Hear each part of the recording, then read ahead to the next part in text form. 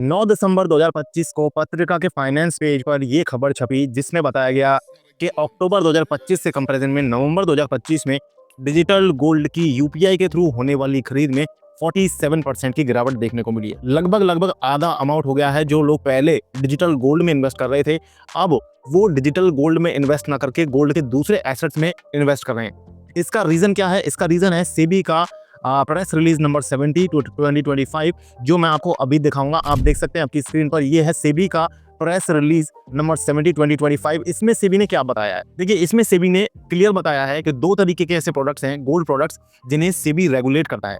पहला वो प्रोडक्ट है exchange traded commodity derivative contracts.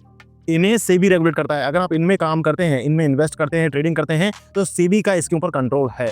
अब ये चीज क्या है? Exchange traded commodity derivative contract actually है क्या? तो ये तरीके से गोल्ड का फ्यूचर एंड ऑप्शन ही है, जिसे आप एमसीएक्स या एनसीडीईएक्स, ये दो एक्सचेंज है, जैसे बीएसई और एनएसई है, वैसे ही एमसीएक्स मल्टी कमोडिटी एक्सचेंज और एनसीडीएक्स ये भी एक कमोडिटीज का एक्सचेंज है। इन दोनों पर आपको फ्यूचर एंड ऑप्शंस मिल जाते हैं, गोल्ड के, सिल्वर के। इनमें अगर आप ट्रेडिंग इन्वेस्टमेंट करते हैं तो सेबी से वो रेगुलेटेड होता है। दूसरा दो तरीके का जो प्रोडक्ट है गोल्ड का जिसे सेबी रेगुलेट करता है, वो है यहाँ पर गोल्ड ईटीएफ। तो गोल्ड ईटीएफ आप समझते ही हैं, गोल्ड के ईटीएफ होते हैं जो आपको बहुत कम प्राइस पर भी मिल जाते हैं, 50-100 रुपए में आपको मिल जाते हैं। अब इनमें अगर आप ट्रेडिंग इन्वेस्टमेंट करते थे तो यहाँ पर बिल्कुल सेफ था, उसे सेबी रेगुलेट कर रही थी और अभी भी कर रही है और करती रहेगी। लेकिन इन दोनों प्रोडक्ट्स में अगर आप इन्वेस्टमेंट करते हैं तो उसके ऊपर सेबी का पूरा कंट्रोल है। लेकिन सेबी ये कहता है, सर्कुलर के अंदर ये बताता है सेकंड पैरा में, कि इनकी नजर में आया है कुछ ऐसे डिजिटल प्लेटफॉर्म्स भी हैं, ऑनलाइन प्लेटफॉर्म्स, जो आपको डिजिटल गोल्ड या ई गोल्ड प्रोडक्ट्स के नाम से कुछ गोल्ड के प्रोडक्ट्स ऑफर कर रहे हैं। अगर आप इस तरीके के प्रोडक्ट्स में इन्वेस्ट करते हैं तो उसके लिए सेबी के द्वारा कोई सुरक्षा व्यवस्था नहीं बनाई गई है। ये जो ऑनलाइन डिजिटल प्लेटफॉर्म्स हैं जो आपको डिजिटल गोल्ड प्रोवाइड कर रहे हैं, ये किसी भी तरीके से सेबी से रेगुलेटेड नहीं है। सेबी का कोई इनके ऊपर कंट्रोल नहीं है, ना ही अगर आपके साथ कोई फ्रॉड होता है तो उस पर सेबी कोई एक्शन ले पाएगा। इसलिए इन्वेस्टर्स अगर इन तरीके के प्लेटफॉर्म्स में इन्वेस्ट करते हैं तो वो खुद के रिस्क पे ही इन्वेस्ट करेंगे।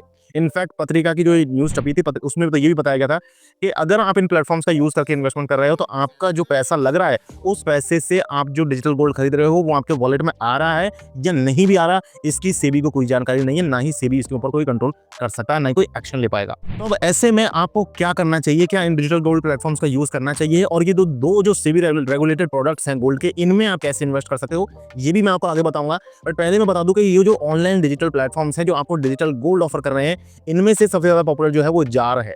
लेकिन क्या जार रिस्की है या नहीं, वो बात करेंगे अभी। लेकिन जार के अलावा भी बहुत सारे प्रोडक्ट्स हैं, जो बहुत सारे ऐप्स हैं, जैसे कि फोन पे है, पेटीएम है, ये भी आपको डिजिटल गोल्ड प्रोवाइड कर रहे हैं।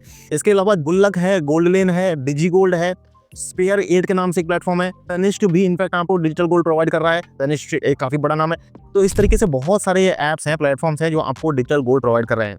अब बात आती है जार की। क्या जार के अंदर कोई रिस्क है इन्वेस्टमेंट करने में? देखिए, मैंने खुद भी जार का यूज करके इन्वेस्टमेंट करी है। जार के अंदर मुझे कोई ऐसा रिस्क नहीं लग रहा। क्यों नहीं लग रहा? देखो, क्योंकि मैंने जो पैसा डाला था, मेरा पूरा पैसा वहां से विड्रॉ हो गया। बिल्कुल, मैंने आपको पहले भी बताया है, मैंने आपको इन्वेस्ट करके भी बताया, मैंने पूरा विड्रॉ करके भी आपको बताया। दूसरा, आप इनके खुद के कमेंट्स को पढ़ सकते हो, इनके जो प्ले स्टोर पर कमेंट्स हैं आप उन्हें पढ़ सकते हो, या हमारी जो जार के ऊपर वीडियोस बनी हुई है उनके कमेंट्स को आप पढ़ सकते हो। वहां पर ऐसा कोई आपको कोई कमेंट देखने को नहीं मिलेगा कि भाई पैसा डाला था, उसका पैसा ही नहीं मिला, उसे पूरा ही पैसा उसका गायब हो गया। तो इस तरीके से यहाँ पर जार की जो टीम है, उनका जो विजन है, उनका जो काम है, वो यहाँ पर ट्रांसपेरेंट और फेयर लग रहा है। हालांकि उनके पास यहाँ पर लाइसेंसिंग जो है वो किसी तरीके की नहीं है, सेबी की इनफैक्ट उनके पास कोई लाइसेंसिंग नहीं है। फिर भी गाइस, ऐसे कई लोग हैं जो जार में अपना अकाउंट को क्लोज करना चाहते हैं। उसका प्रॉब्लम रीजन दूसरा हो सकता है। देखिए, जार के अंदर अगर आप इन्वेस्टमेंट करते हो, अगर आपने कोई डेली एसआईपी एक्टिव कर रखी है या आपने राउंड ऑफ वाला ऑप्शन एक्टिवेट कर रखा है, तो वहां पर आपके जो स्पेयर चेंज बचते हैं वो ऑटोमेटिकली वहां पर इन्वेस्ट हो रहे होंगे, या फिर आपकी डेली वीकली जो एसआईपी है वो चलती रही होंगी। अगर आप ऐसे में ऐप को डिलीट भी कर दोगे तो भी आपकी डेली वीकली एसआईपी चलती रहेंगी और आपके अकाउंट से पैसा कटता रहेगा।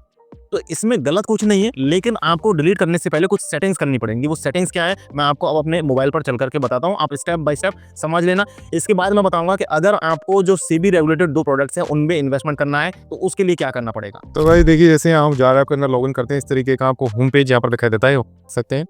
यहाँ पर आपको जाना है, अगर आप आपका जो जार ऐप को परमानेंटली क्लोज करना चाहते हो तो आपको इस फोटो पर जाना है। यहाँ पर आपकी जो डिटेल्स है वो ओपन हो जाती हैं। देखिए, यहाँ पर इस तरीके से एक्टिव जो जितनी भी जगह एक्टिव दिखा रहा हो, मेरे में यहाँ पर डेली सेविंग्स ही एक्टिव है। हो सकता है आपकी में वीकली भी एक्टिव हो, मंथली भी एक्टिव हो, या आपका राउंड ऑफ भी चालू हो।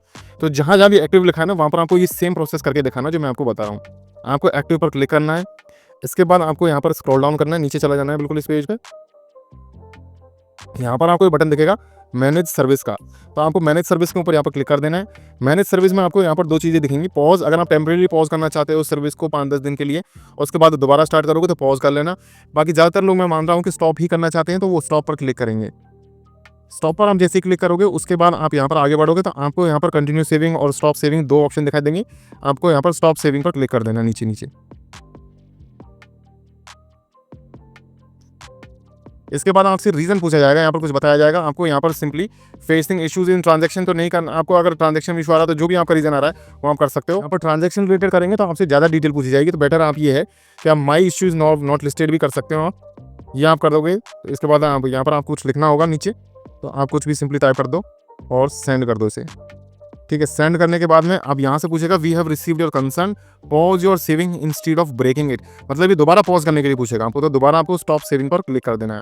तो यहाँ पर आपको केयरफुल रहना है, कई बार ये आपसे स्टॉप करने की जगह पॉज करवाने की कोशिश करेगा। देखिए दोबारा पूछ लिया इसने कि भाई स्टॉप तो करवा रहे हो, लेकिन कब तक स्टॉप करवानी है, कल तक करवानी है, 1 वीक के लिए करवानी है, 2 वीक के लिए करवानी है, परमानेंटली करवानी है। तो अगर आप परमानेंटली रोकना चाहते हो तो परमानेंटली पर आपको क्लिक कर देना है। स्टॉप सेविंग पर दोबारा आपको क्लिक करना होगा इसके बाद, और इसके बाद आप यहाँ पर देखेंगे, देखिए यहाँ पर ऊपर ये रेड क्रॉस बन करके आएगा, your saving journey is stopped, you were saving 10 rupee daily for 0 days. मतलब वो जितने भी दिन के लिए आपने चालू किया इस तरीके से मैसेज भी आ जाएगा, UPI mandate is successfully cancelled.